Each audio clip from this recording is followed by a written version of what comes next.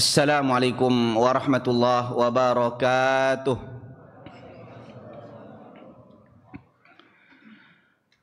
Alhamdulillah. Alhamdulillahi rabbil alamin. Wassalatu wassalamu ala asyrafil anbiya'i wal mursalin wa ala alihi wa ashabihi ajma'in. Subhanaka la ilma lana illa ma 'allamtana innaka antal alimul hakim. Rabbi syrah li sadri wa yassir li amri wahlul 'uqdatam min lisani yafqahu qawli. Hasbunallahu wa ni'mal wakil, ni'mal maula wa ni'man nasir.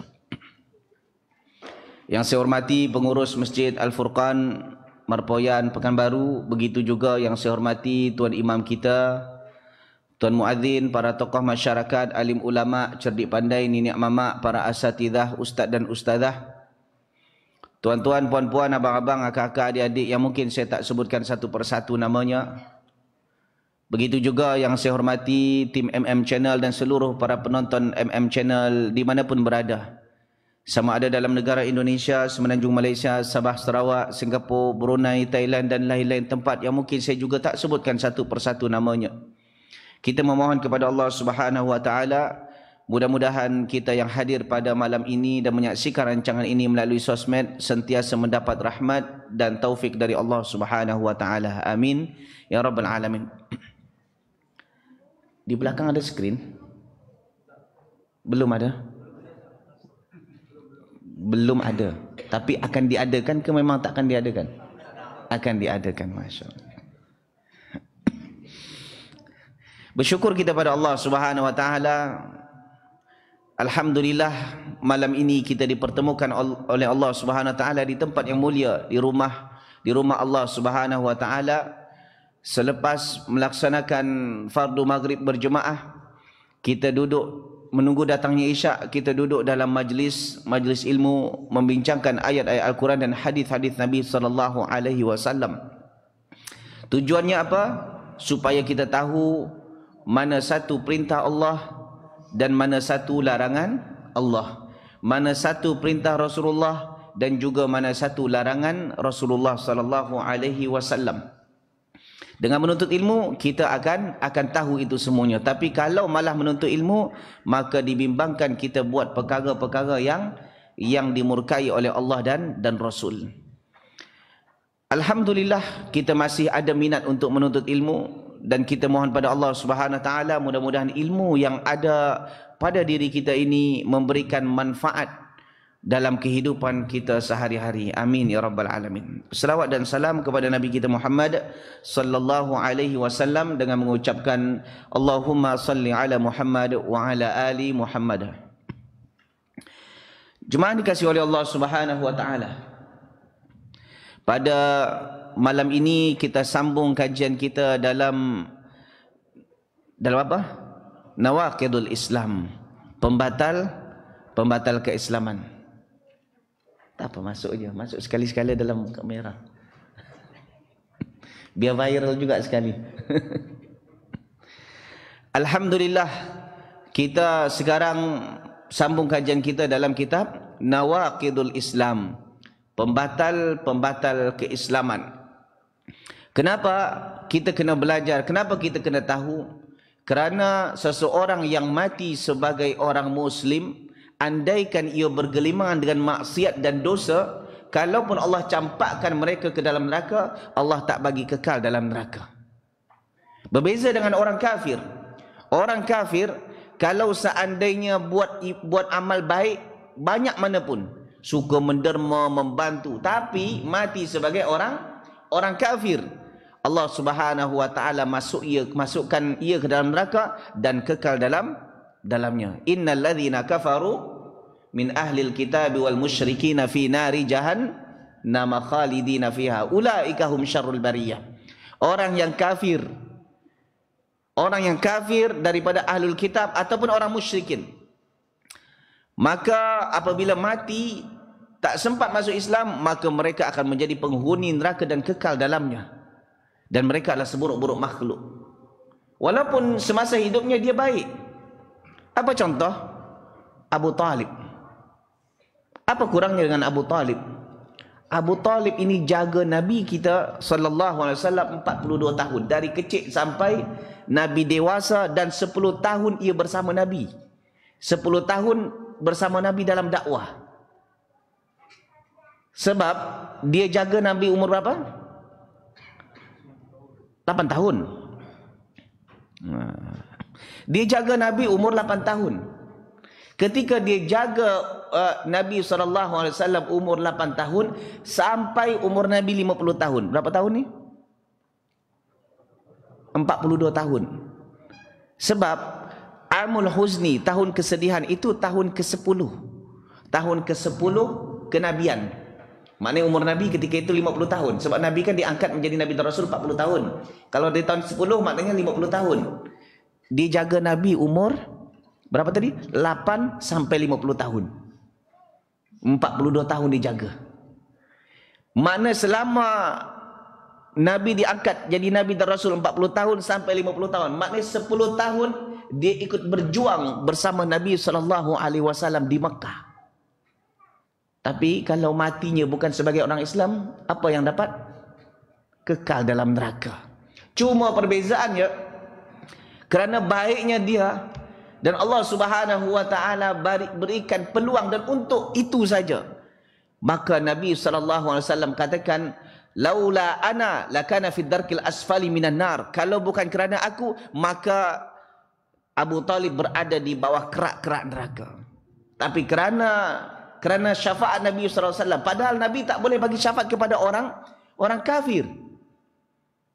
Cuma Allah bagi exemption, istithna, pengecualian untuk Abu Talib. Tapi Abu Talib tetap juga dalam neraka dan kekal dalam neraka. Cuma azabnya diringankan. Namun kalau diringankan, apa yang dapat? Inna ahwana ahli nari azaban Abu Talib. Sesungguhnya azab yang paling ringan bagi penghuni neraka adalah Abu Talib. Wa huwa munta'ilun bina'lain yaghlimin huma dimahu. Yang mana ia diberikan sepasang selipar, yang mana selipar itu terbuat daripada api neraka, dan begitu panasnya selipar tersebut menggelegak sampai ke otak dia, pecah otak dia. Dan itu adalah azab yang paling ringan. Terbayang tak kalau azab yang menengah? Terbayang tak azab yang pedih, yang teruknya? Inna lillahi wa inna ilaihi rajiun. Bahkan di dalam hadis ada, inna asyaddan nasi azaban yaumal qiyamah al-musawwirun. Sesungguhnya orang yang paling keras azabnya di hari kiamat di antaranya adalah musawwirun, tukang pelukis. Tahu melukis? Melukis gambar makhluk hidup. Hati-hati ni ikhwan, hati-hati jemaah. Orang yang suka melukis makhluk hidup dibimbangkan mendapat asyadda azaban, azab yang paling berat. Azab yang paling ringan tadi macam tu, azab yang paling berat hanya Allah yang tahu macam mana. Dan ini apabila mati bukan sebagai orang Islam. Tapi kalau orang mati sebagai Islam, insya-Allah azab itu akan berkurang dan akan ia dikeluarkan daripada neraka. Tapi bila, hanya Allah yang tahu. Hanya Allah yang tahu. Cuma yang pasti, ia takkan kekal dalam neraka. Oleh sebab itu Allah katakan, wala tamutunna illa wa antum muslimun. Jangan kalian mati kecuali kalian menjadi seorang muslim yang sejati. Dan itu yang selalu kita dengar setiap kali khatib berkhutbah yaumul Jumaah. Betul tak? Yaumul Jumaah selalu ayat ni dibaca oleh khatib. Ya ayyuhalladzina amanu taqullaha haqqa tuqatih wa la tamutunna illa wa antum muslimun. Jangan kalian mati kecuali kalian menjadi seorang muslim. Alhamdulillah kita sekarang hidup sebagai orang Islam. Bersyukur kita. Cuma kita bimbang. Kita bimbang apabila kita mati bukan sebagai orang Islam. Atau mungkin kita mati sebagai orang Islam, tapi Islam bukan Islam sejati. Islam hau-hau. Tahu hau-hau? Dikata Islam pun bukan, dikata kafir pun bukan. Muzabzabina baina dzalika la ilaha ula wa la ilaha ula. Dikata orang Islam bukan, dikata orang kafir bukan. Ini yang bahaya ni. Orang kalau tak dikatakan kafir, tak dikatakan Islam, siapa dia? Munafik. Kalau munafik sama juga. Innallaha jami'ul munafiqina wal kafirina fi jahannam jami'a. Allah kumpulkan orang munafik dan orang kafir semuanya dalam neraka jahanam. Sama juga dalam neraka jahanam. Jadi itu yang perlu kita pelajari tentang perkara-perkara yang boleh menyebabkan Islam yang ada dalam diri kita gugur. Kita kena tahu supaya apa? Supaya kita boleh mengelak dan menjauh daripada perkara itu. Itulah sebenarnya kita kena belajar nawaqidul Islam. Dan di dalam kitab Nawaqidul Islam, dia hanya disebut, sebenarnya banyak. Kalau kita tengok dalam ayat Al-Quran ataupun hadis yang lain, banyak sebenarnya. Cuma di sini disebut a'zam, di antara yang besar. Di antara yang besar, sebenarnya banyak lagi. Cuma dia bagi ringkas dan yang besar dan banyak berlaku di tengah masyarakat. Jadi kitab Nawaqidul Islam ni sebenarnya dia bukan itu saja. Sebenarnya luas, banyak. Cuma ini adalah di antaranya yang besar dan banyak berlaku di tengah masyarakat kita. Di dalam kitab ini hanya disebutkan 10 saja. Dalam kitab ini disebut 10 saja.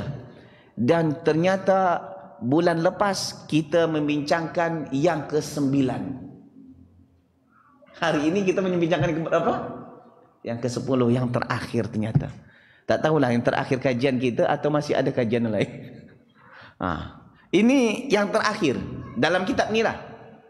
Dalam kitab ini disebutkan yang terakhir. Di antara pembatal keislaman yang ke-10 adalah al-i'radu an dinillah. Berpaling daripada agama Allah Subhanahu wa taala. Murtad ke ustaz? Berpaling tu? Tak. Yang dimaksud adalah la yata'allamuhu wa la ya'malu bih. Orang yang enggan belajar tentang ilmu Islam, tentang din, dan juga enggan mengamalkan ajaran-ajaran Islam. Yang pertama kita sebutkan tentang ilmu. Tadi kita dah sebutkan dalam mukadimah dan saya selalu sebutkan di dalam kajian-kajian yang lain bahawa bersyukur kita kalau Allah masih lembutkan hati kita untuk meluangkan masa kita duduk dalam majlis ilmu. Walaupun mungkin bagi muslimat tak ada skrin, tapi masih fokus dengar kajian, itu tanda Allah masih sayangkan. Sebab kata Nabi SAW, "May yuridillahu bihi khairan yufaqihu fid din." Siapa yang Allah inginkan kebaikan untuknya, Allah berikan ia kefahaman dalam urusan agama. Kerana berapa ramai orang dalam urusan dunianya pakar, tapi dalam urusan agama dia begitu jahil. Seorang yang enggan untuk belajar ilmu, maka dibimbangkan apa? Dibimbangkan dia akan banyak buat perkara-perkara yang dimurkai oleh Allah dan Rasul.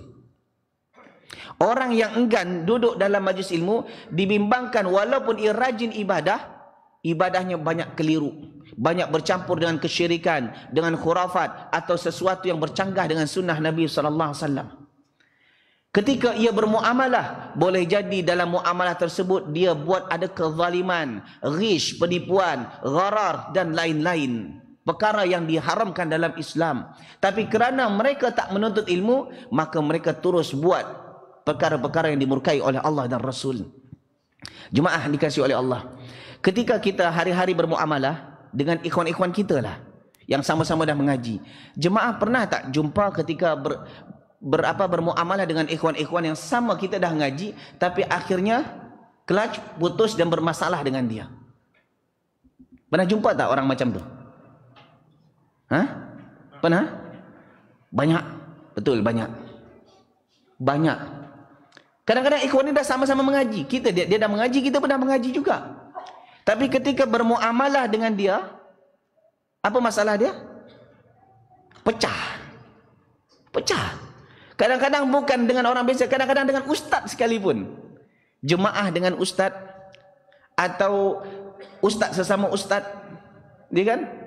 Atau jemaah dengan sesama. Yang haram menjadi halal hanya kerana kita yang perempuan dah pakai purdah, pakai niqab, kita dah berjanggut. Tak ada, yang haram tetap haram. Tapi apa masalahnya? Kerana malas menuntut ilmu. Ketika orang yang dah mengaji malas menuntut ilmu, macam mana orang awam semangat untuk hadir di majlis ilmu. Orang yang dah mengaji pun malas nuntut ilmu, apatah lagi orang yang tak pernah mengaji. Dan bahkan ada juga kadang-kadang orang yang suka mengaji, dah suka hadir pengajian, tapi dia tak nak datang. Asbab apa? Asbab mungkin segelintir pengurus mulutnya mulut longkang. Tahu mulut longkang? Longkang tahu tak longkang? Apa? Parit. Jemaah longkang, parit. Jemaah tahu tak parit itu apa isinya? Macam-macam dalamnya. Kotorannya keluarnya, ya kan? Ada orang yang mulutnya mulut longkang. Faham tak maksudnya? Semua orang ni salah belaka di mata dia. Yang ini salah, itu salah. Akhirnya jemaahnya itu malas nak duduk di kajian masjid dia. Ketika ada kajian, malas. Kalau ada kajian, malas orang nak duduk kalau ada kajian di masjid tersebut, malas orang datang. Sebab apa? Sebab ada pengurus itu. Bukan masjid ini alhamdulillah tak ada. Ni bagus tanda masjid pengurus. Tempat lain malas orang nak duduk. Ini kerana apa ni? Kerana boleh jadi mulut yang tak dijaga. Jadi jemaah dikasihi oleh Allah, menuntut ilmu adalah perkara yang dituntut dalam Islam, dan itulah sebenarnya hakikat daripada hijrah. Menghilangkan kejahilan di dalam diri kita. Kemudian ada juga orang ilmunya banyak, bahkan statusnya sebagai ustaz. Di ilmu dia ada, status dia sebagai ustaz, bahkan dia penceramah, bahkan dia mengajar sana dan sini. Tetapi wala ya'malu bihi, ia tak beramal dengan ilmu yang dia punya. Dia suruh orang berbuat baik, tapi dia sendiri pun tak buat. Disuruh, dilarang orang berbuat mungkar, dia sendiri yang buat. Dalam kajian mungkin dia katakan hati-hati daripada hasad, ternyata dia yang kaki dengki. Faham tak maksudnya? Dalam kajian dia selalu katakan iyyakumul hasad fa innal hasada ya'kulul hasanat kama ta'kulun narun hatab. Jauhilah olehmu sifat dengki. Kerana dengki boleh menghabiskan, memupuskan pahalamu seperti mana api memakan kayu bakar. Tapi ternyata dia pula yang kaki dengki. Dia larang orang berbuat zalim. Hati-hati daripada berbuat zalim. Ittaqu da'watan mazlum. Takutlah kamu akan doa orang terzalimi. Fa innahu laisa bainahu wa bainallahi hijab. Tiada batasan antara dia dengan Allah. Tetapi ketika dia bermuamalah dengan orang, gaji karyawan dia sampai 2 bulan, 3 bulan dia tak bayar. Dia buat pondok, ternyata gaji-gaji ustaz-ustaznya sampai 2 bulan, 3 bulan tak bayar. Dah 3 bulan tak bayar, dibayar 2 bulan, sebulan lagi masih tangguh. Wala ya'malu bihi, tak beramal dengan ilmu yang dia ada.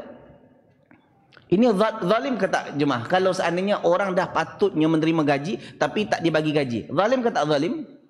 Zalim. Kadang-kadang yang buat bukan orang awam, kadang-kadang orang berstatus ustaz. Orang yang berstatus sebagai mubaligh, da'i. Itu yang saya selalu sebutkan, bahawa syaitan itu smart.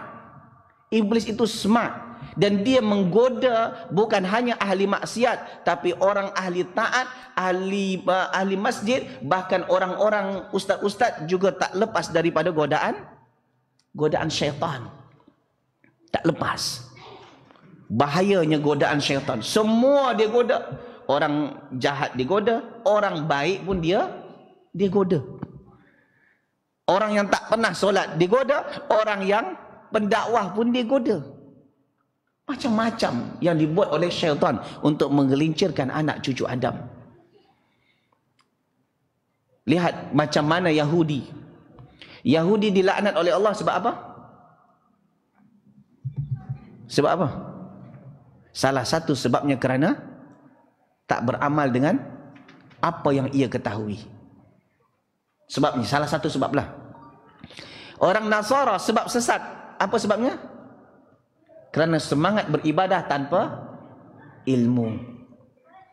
Ada pun orang Islam, kalau nak selamat daripada dua itu, maka kena menuntut ilmu dan beramal dengan ilmunya. Itu yang kita selalu minta dalam solat kita. Ihdinas siratal mustaqim siratal ladzina an'amta alaihim ghairil maghdubi alaihim waladdallin. Ya Allah, tunjukilah kami jalan yang lurus. Ya kan, jalan orang-orang yang kau bagi nikmat kepada mereka, jalan para nabi, siddiqin, syuhada, salihin, jalan orang-orang saleh.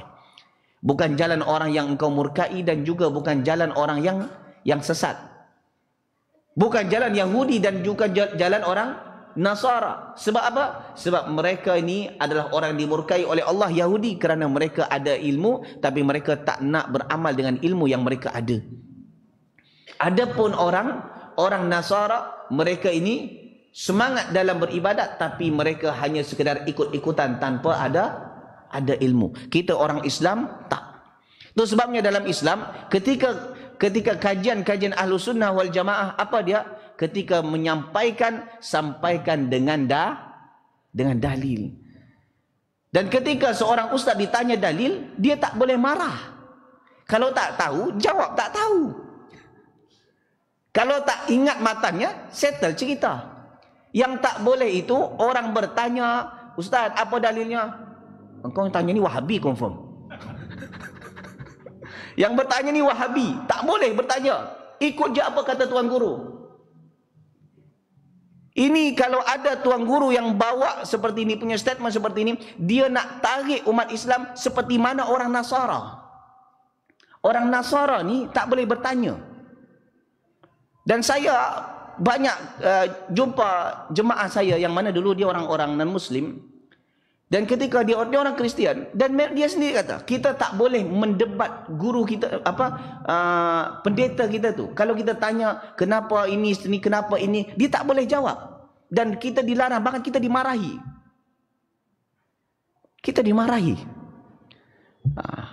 Kemudian kalau sampai ketika saya masuk Islam, saya pun bertanya kepada tuan guru saya pun kena marah juga. Akhirnya disitulah saya mengenal kajian sunnah, kata dia. Kerana ketika kajian-kajian sunnah ni, kajian salaf ni, ketika ditanya, ustaznya menjawab dengan dalil. Kalau tak tahu, ustaznya dengan gentleman katakan, saya tak tahu. Tak sampai lagi pembacaan saya situ. Senang je dicerita. Sebenarnya bukan suatu aib pun tak tahu. Yang aib itu adalah tak tahu tapi sok tahu. Tu yang jadi aib.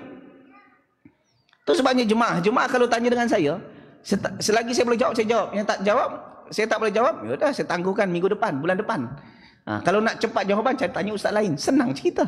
Ngapa pening-pening sangat kepala nak fikirkan? Jadi jemaah dikasihi oleh Allah. Inilah berapa ramai orang-orang yang asbab apa? Asbab kerana ustaznya menjawab dengan dalil, akhirnya dia dapat hidayah. Dia dapat hidayah, dan kita yang dahulunya dapat hidayah mula jauh daripada hidayah. Orang yang dulunya tak pernah mengaji mula merapat di majlis ilmu. Yang kita dah pernah mengaji, kita tinggalkan majlis ilmu. Kita bimbang hujung hayat kita macam mana. Takut-takut orang non-Muslim yang masuk Islam belajar agama, dia yang lebih taat kepada Allah berbanding daripada kita yang Islam dari kecil.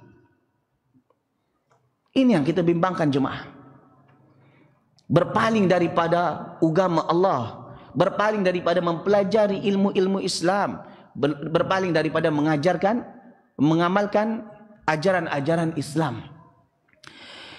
Ada satu hadis yang sahih, dan kitab Riyadhus Shalihin pun ada hadis ini disebutkan, yu'ta birrajuli yaumal qiyamah fayulqa finnar. Nanti di hari kiamat ada seseorang ditarik lalu dihumbankan ke dalam neraka. Tahulah kalau ditarik, dimasuk dalam neraka, apa yang berlaku dalam neraka? Fatandaliku aqtabu batni. Maka sampai dalam neraka pecah perut dia. Jangankan dalam neraka jemaah, orang yang naik ke atas naik building tu tingkat 15 ya, terjun ke bawah, sampai ke bawah boleh pecah kepala, betul tak? Bayangkan neraka yang jauh, dibaling dari atas sampai ke bawah, pecah perutnya. Fayaduru biha kama yadurul himaru fir raha. Yang mana dalam neraka ia pun berpusing-pusing dalam neraka, dalam keadaan perutnya terburai. Ketika dia berpusing-pusing tersibuk, ditengoklah oleh ahli neraka. Itu ustaz tu. Itu kan ustaz, itu kan da'i, itu saya kenal dengan dia ahli surau dulu tu, ahli masjid. Kenapa dia boleh ada? Fayajtami'u ilai ahlun nar. Ahli neraka pun datang menghampirinya. Lalu berlakulah dialog di antara mereka. Ya fulan, wahai fulan, malak, apa yang kau dapat ni? Alam takut ta'muru bil ma'rufi wa tanha 'anil munkar? Bukankah semasa di dunia engkau menyuruh manusia kepada kebaikan dan menghalang manusia daripada kemungkaran? Ramai orang taat kepada Allah sebab engkau dan sekarang masuk surga. Kita orang ni kenal dengan engkau, tak nak ikut engkau, sekarang tengoklah masuk neraka. Nyatanya engkau pun sama dengan kita juga. Satu sakan. Satu kawasan kita. Sama-sama dalam neraka juga.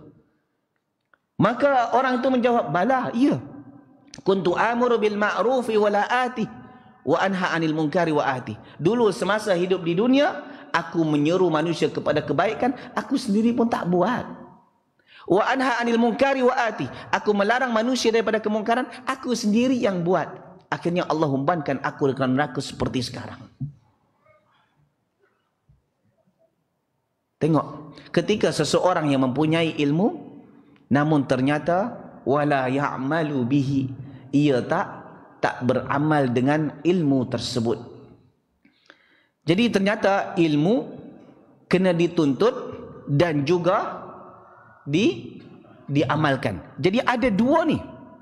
Ada dua perintahnya. Pertama dituntut, dicari, kemudian diamalkan. Alhamdulillah jemaah. Sekarang kita kajian khususnya di kawasan Pekanbaru, kajian majlis-majlis ilmu banyak. Berbeza dengan tempat-tempat lain, negeri-negeri lain tak macam ni. Bahkan ada yang hanya kajian tu sebulan sekali kerana krisis ustaz, tak ada pengajar di sana. Bahkan ada yang sebahagian kajian tu hanya 3 kali dalam setahun. Satu kawasan. Dan bahkan ada yang tak pernah datang ke sana. Mereka hanya berharap daripada sosmed. Yang sangat menyedihkan, sudahlah berharap daripada sosmed, ternyata line di sana pun lemah. Sehingga tak boleh buka video. Hanya boleh tarik audio. Dan saya ada dapat messenger daripada jemaah-jemaah, saya tak tahu dah dari mana dia mohon, ustaz boleh tak kajian-kajian ustaz buat ke audio juga, sebab kan saya ni kan video ni live streaming ni video, tapi boleh tak ustaz buat kepada audio juga, video ya tapi audio juga, supaya audio ni boleh kita orang dengar dan kita share di kawasan kami. Apa jawab saya? Ngapa dengan audio? Video lagi senang, boleh nampak. Boleh, teruslah. Bukannya itu ustaz, line di tempat kami lemah. Kalau video tak boleh tertarik, dia hanya boleh audio je boleh kita tertarik gitu. Tempat kita sekarang ni, Masya Allah. Bukan hanya video, audio, hadir pun boleh, free. Ini kajian free, tapi tak nak datang. Ketika orang buat kajian berbayar, dia pula yang bising. Kan ada tu. Buat kajian berbayar, tapi dia bising. Dibagi free, tak datang juga. Jadi sebenarnya apa yang dia nak ni? Ya kan? Kasihan jemaah, kasihan saudara-saudara kita jauh dari yang tinggal di kawasan yang perkampungan. Video susah, audio pun alhamdulillah kau dapat. Tapi tempat kita Masya Allah, Tabarakallah. Jangan ingatkan ini tak disoal oleh Allah. Disoal. Thumma la tus'alunna yawma idzin 'anin na'im. Tengok apa kata Allah. Kalian akan disoal, akan ditanya. Bila? Di hari kiamat. 'Anin na'im. Tentang nikmat, segala nikmat yang kalian perolehi. Adanya majlis ilmu di kawasan Pekanbaru ni nikmat ke tak nikmat? Nikmat. Ditanya tak dengan oleh Allah? Ditanya, akan disoal oleh Allah di hari kiamat. Engkau an umri fima afnah wa an syababi fima ablah. Dulu masa engkau hidup, kemana kau gunakan umur engkau? Masa muda, ke mana kau habiskan? Majlis ilmu ada dekat-dekat rumah kau, tapi kau tak datang. Macam mana kita nak jawab? Ustaz, boleh je jawab. Nak buat macam mana? Mulut tu al-yawma nakhtimu ala afwahihim. Mulut dikunci. Lidah ni dikunci. Wa tukallimuna aydihim. Tangan bercakap. Wa tashhadu arjuluhum bima kanu yaksibun. Kaki menjadi saksi atas apa yang kita buat. Akan menjadi saksi. Nanti kalau kita nak jawab, macam mana kalau tangan ni jujur? Mulut boleh suka menipu, tapi tangan ni jujur. Ya, ya Allah. Ya, ya Allah. Dulu aku sebenarnya nak pergi majlis ilmu, tapi orang ni asyik sibuk, tanganku main tengok IG, TikTok, Facebook. Habis masaku itu, sehingga aku tak tertarik untuk hadir majlis ilmu. Di hari kiamat jemaah, ternyata kita, jasad kita saling berdebat antara jasad dengan jasad. Bahkan kulit yang kita punya sekarang ni menjadi saksi. Sampai-sampai kita ni akan bertanya kepada kulit, wa qalu li juludihim lima syahidtum alaina. Ini disebutkan oleh Allah ni. Lima syahidtum alaina. Dia berkata kepada kulitnya, kenapa engkau bersaksi untuk kami? Senyap je lah. Apa katanya? Qalu antaqana Allahu allazi antaqa kulla syai'. Bukan kami yang nak bercakap, tapi memang Allah yang perintahkan kami bercakap. Sehingga kami bercakap, kami tak boleh diam. Kita akan berdebat dengan tubuh badan kita sendiri. Mata yang kita buat untuk menengok sesuatu yang haram, telinga yang kita selalu dengar untuk yang haram, mulut yang selalu kita keluarkan untuk yang haram, hati yang selalu kita gunakan untuk perkara memikirkan yang haram, maka kita akan berdebat sesama kita sendiri. Dengan tubuh badan kita, tak payah dengan orang, dengan tubuh badan kita sendiri berdebat. Apa tak seramnya masa tu? Kita tak akan salahkan orang, kita akan salahkan diri sendiri. Kenapa engkau cakap? Kenapa engkau cakap ni? Kerana tubuh badan kita semuanya jujur, tapi lisan kita yang menipu. Yang menipu itu al-yawma nakhtimu ala afwahihim, dikunci oleh Allah Subhanahu wa taala. Jemaah dikasihi oleh Allah. Alhamdulillah, tempat kita banyak para asatidzah majlis ilmu. Nanti jemaah, menjelang hari kiamat, disebutkan oleh Nabi SAW bahawa di antara di tanda-tanda hari kiamat akan diangkatnya ilmu dan memaharajalela kebodohan. Sampai-sampai disebutkan dalam hadis sahih, disebutkan innallaha la yaqbidul ilma intiza'an yantazi'uhu minal ibad. Sesungguhnya Allah tak mencabut ilmu tu daripada hati manusia direct. Bukan seperti contoh hari ini kita hafal qul huwallahu ahad. Di sini hafal qul huwallahu ahad? Ada yang hafal, ada tak hafal? Hafal kan? Alhamdulillah. Hafal qul huwallahu ahad bukan maknanya esok pagi kita lupa qul huwallahu ahad. Tak. Kita masih ingat. Bukan seperti itu. Walakin yaqbidul ilma biqabdil ulama. Akan tetapi ilmu itu akan ditarik oleh Allah Subhanahu wa taala dengan banyaknya wafat para ulama. Banyaknya wafat para ulama. Hatta idza lam yabqa aliman. Sampai-sampai tak ada lagi orang alim yang hidup ketika itu. Lalu ketika manusia ada kemusykilan, mereka berusaha nak tanya, pergi ke sana ke sini tak tahu. Akhirnya ittakhadhan nasu ru'usan juhalan. Mereka mencari orang-orang jahil yang mereka jadikan pemimpin, yang mereka jadikan tok guru, dijadikan ustaz. Fasu'ilu, maka orang-orang itu ditanya. Maka ustaz-ustaz tuan guru yang bodoh itu ditanya. Fa'aftau bighairi ilmin fadallu wa adallu. Maka mereka pun berfatwa dengan tanpa ilmu, mereka sesat dan juga menyesatkan. Mereka sesat dan menyesatkan. Ini apabila menjelang datangnya hari kiamat, ramainya para ulama-ulama yang wafat. Sekarang ulama-ulama masih hidup, cuma hati kita je yang wafat. Ulama masih banyak juga yang hidup, hati kita yang wafat, sehingga kita tak nak meluangkan masa kita untuk duduk mendengarkan kajian-kajian. Kadang-kadang ada juga segelintir jemaah yang takut dengar kajian. Tahu apa sebabnya? Takut takut terkena batang hidung, itu yang paling takut sangat. Apatah lagi bab muamalah. Takut-takut kalau ustaz tu sentuh bab muamalah, ternyata muamalah yang dia buat selama ini, kerja yang dia buat selama ini salah. Ada mengandung unsur ghish, penipuan, kezaliman, riba atau tu. Itu ustaznya malah nak dengar kajian dia tu. Takut nanti kalau ustaz tu cerita ini haram, tak terima hati tu nak apa? Nak menerima itu haram. Jadi supaya apa? Supaya tak dengar, buat-buat tak tahu je lah. Aku kan tak tahu, kalau tak tahu kan tak berdosa. Dah masuk. Udah. Bagi laluan azan dulu jemaah.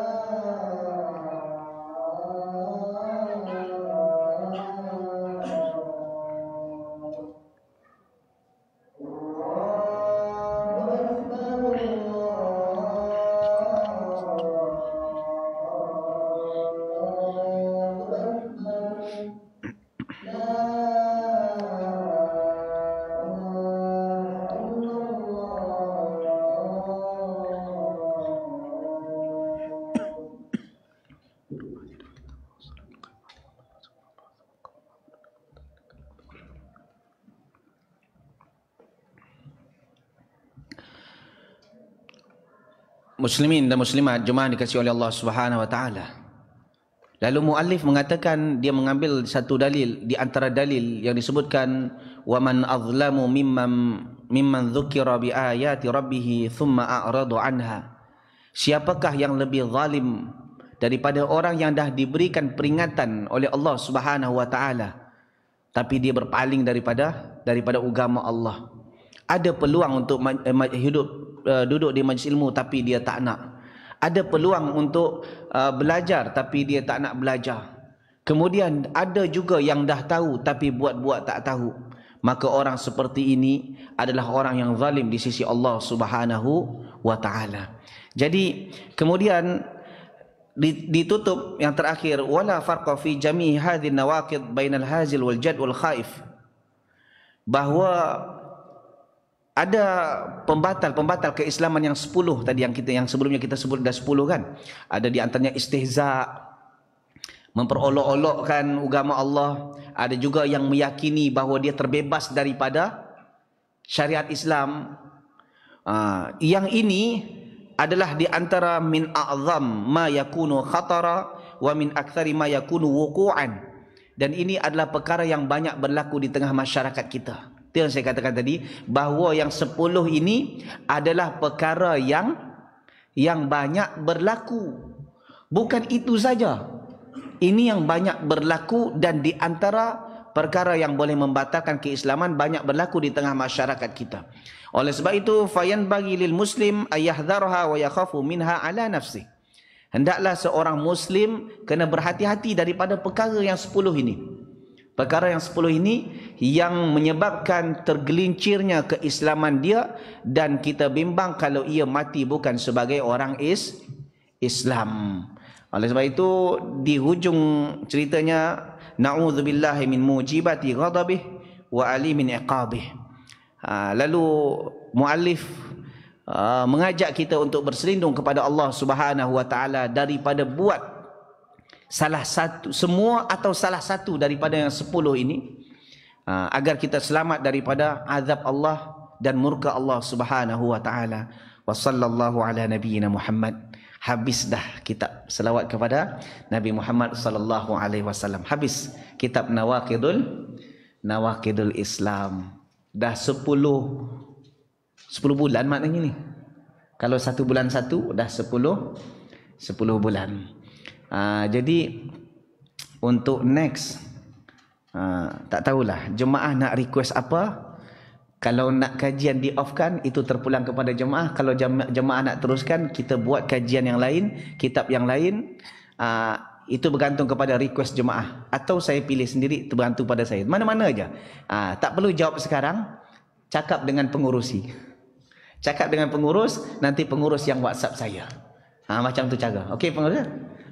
Tanya, ini kita ni dah Nawaqidul Islam dah habis dah. 10 bulan dah ni. Walaupun sempat off di bulan Ramadan. Ramadan kita off kan, 1 bulan tu je. Lepas tu kita sambung. Bermakna dah 10 kali pertemuan kita habis kitab Nawaqidul Islam. Jadi selepas ni apa? Bergantung kepada jemaah. Jemaah nak jadikan ini pertemuan terakhir, it's okay, saya tak ada masalah. Jemaah nak teruskan juga, pakai guna kitab lain pun juga tak ada masalah. Cuma saya tak tahu apa yang jemaah nak. Boleh jadi ada yang request, saya nak ini ustaz, saya nak ini. Jadi tak perlu cakap dengan saya, cakap dengan pengurus. Saya bagi masa hari ini atau esok, nanti pengurus yang akan WhatsApp saya, biar saya fikirkan cepat. Okey? Allah Ta'ala alam bisawab. Ada soalan? Sila.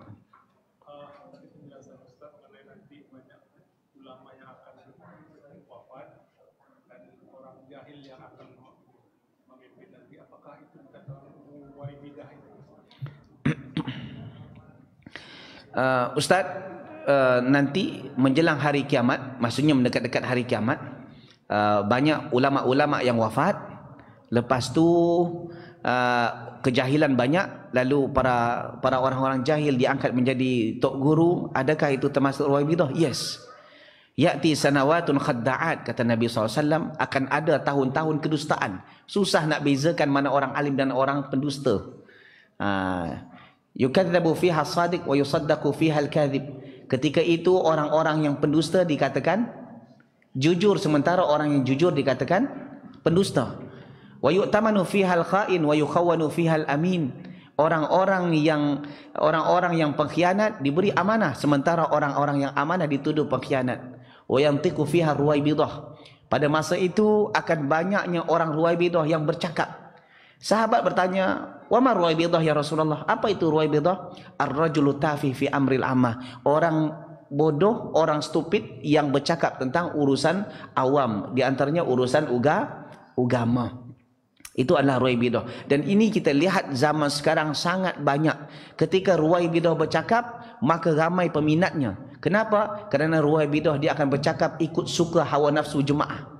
Sementara para ulama-ulama asatidah yang multazim di atas sunnah, dia bercakap ikut apa yang kata Allah dan Rasul, sehingga banyak yang tak selari dengan hawa nafsu, dan ia pun banyak diketepikan, bahkan dijauhkan oleh umat. Inilah menjelang datangnya hari kiamat. Dan sekarang pun kita dah banyak tengok. Allah Ta'ala alam.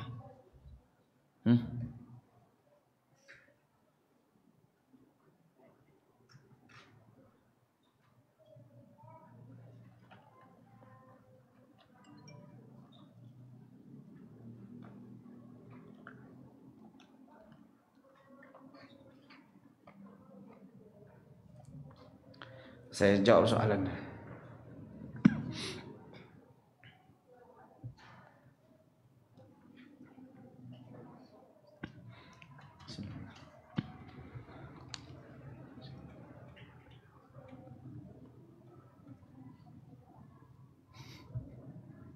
Okey.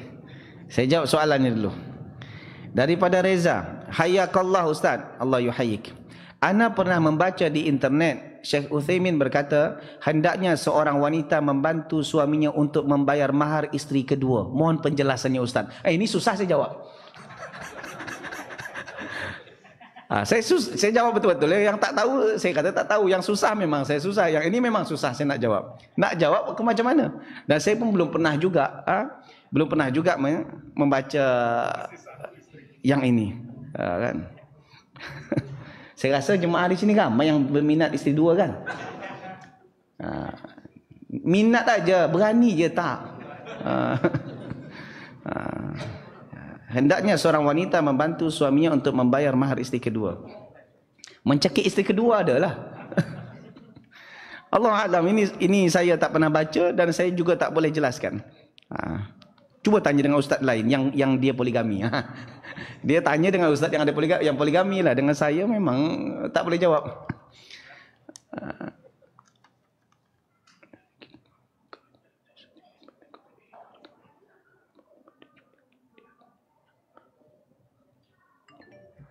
Ustaz, izin bertanya, misalnya kita mau buka jasa titipan dari kota A. Harga barang di kota A itu 45. Tapi dijual lagi jadi 60K. Sudah termasuk ongkir. Bolehkah Ustaz? Boleh, tak ada masalah. Tak ada masalah. Yang penting barang yang dijual itu memang barang kita. Bukan barang orang. Kita ini kalau dalam jual beli ni kita kena faham. Kalau barang kita niaga, itu yang dijual itu, yang boleh kita up itu adalah barang kita. Ini punya saya contoh. Saya beli contoh 1,000. Saya jual 10,000, 100,000 ikut suka saya. Boleh faham? Yang penting barang saya. Tetapi kalau barang orang yang saya jualkan, saya kena minta izin owner. Apa kata owner? Kalau kata owner tak boleh di up harga. Hanya kalau jual 5,000 ya 5,000. Kita tak boleh jual 6,000 pun haram. Jual 6,000 haram. Kerana ownernya tak izinkan. Tapi kalau ownernya kata, okey aku letak kau 5,000, kau jual berapa pun suka hati kau. Itu tak ada masalah. Ini dalam jual beli. Okey? Allah Ta'ala alam bisawab.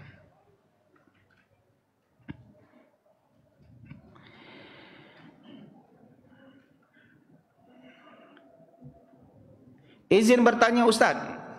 Sila. Minta pencerahannya Ustaz. Apa hukum kajian ustaz yang berbayar diadakan di hotel atau semisalnya? Baru kita cerita tadi. Kajian di hotel ataupun di hall ataupun di masjid, selagi yang disampaikan itu Al-Quran dan Sunnah Nabi SAW dan selari dengan pemahaman salaful ummah, dan ini boleh sama ada free ataupun berbayar. Tak ada masalah. Ini sebenarnya apa yang dia nak pertikaikan. Kadang-kadang ustaz yang bagi kajian yang berbayar itu, di masa yang lain dia free. Di masjid-masjid dia bagi free. Bahkan di sosmed pun dia free. Yang free dia tak datang. Tiba-tiba ustaz bagi kajian yang berbayar, dia yang bising. Seolah-olah selalu macam sangat dia nak datang kajian. Masalah kalau dia berbayar, mungkin tempatnya di hotel, mungkin yang tempat itu kena bayar tempat lagi, kena kena bayar security lagi, atau ada lunch lagi, ada ini jemaah kita ni kalau di masjid bayar tak bayar sebab tak ada dinner. Kalau ada dinner mungkin kita bayar atau tak buka infak, kan macam tu. Jadi sebenarnya masalah bayar tak bayar bukan suatu isu. Ini nampak sangat orang yang memperhatikan kita busuk sangat hatinya. Itu pula yang dipertikaikan. Padahal ustaznya selalu buat kajian free, dia tak nak hadir pula. Ini kajian ni free ni, tontonlah, tak ada masalah. Saya tak terkutip pun 1 sen pun. Tontonlah, tak ada masalah. Jadi ini nampak sangat busuk hati. Busuk hati. Orang busuk hati di jemaah kadang bukan hanya orang awam, ustaz pun kadang busuk hati juga. Gitu. Okey. Okey.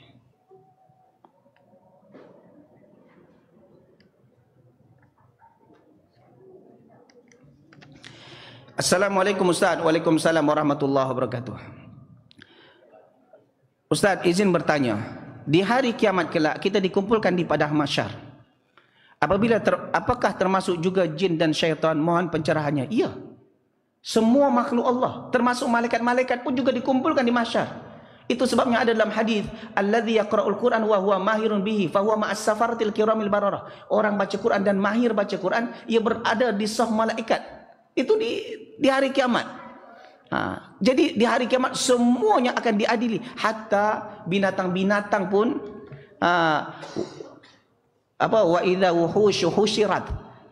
Binatang-binatang pun juga akan dikumpulkan dan akan diadili oleh Allah Subhanahu wa taala. Bahkan di dalam hadis ada seekor kambing atau biri-biri yang semasa di dunia dia tak bertanduk, lalu ditanduk oleh kawannya sementara dia tak ada salah.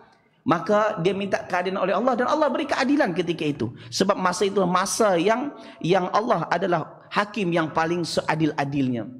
Tak ada satu pun makhluk yang terzalimi. Tapi bezanya kalau binatang, kalau dah lepas diadili jadi tanah, habis. Jadi habis saja. Jadi itu sampai orang-orang kafir katakan, ya laitani kuntu turaba, andaikan aku jadi tanah macam tu juga. Tapi adapun manusia, jin, dia mukallaf. Wa ma khalaqtul jinna wal insa illa liya'budun. Tidak aku ciptakan jin dan manusia kecuali untuk beribadah kepadaku. Akhirnya ia pun kalau yang taat masuk surga, yang tak taat masuk neraka. Allah taala alam bisawab. Cukuplah sampai situ jemaah. Cukup. Dah mula kering tekak. Okey. Adapun seperti yang saya sebutkan tadi, kajian seterusnya boleh apa? Boleh bincangkan dengan pengurus, nak request apa, atau tak ada kajian lagi pun tak apa, tak ada masalah juga.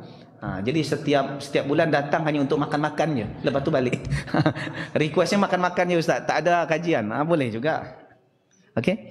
Okey, itu saja yang boleh saya kongsikan malam ni yang betul datang daripada Allah. Silap salah berpunca daripada kebodohan dan kejelasan sendiri. Subhanakallah bihamdik, asyhadu an la ilaha illa anta, astaghfiruka wa atubu ilaik. Assalamualaikum warahmatullahi wabarakatuh.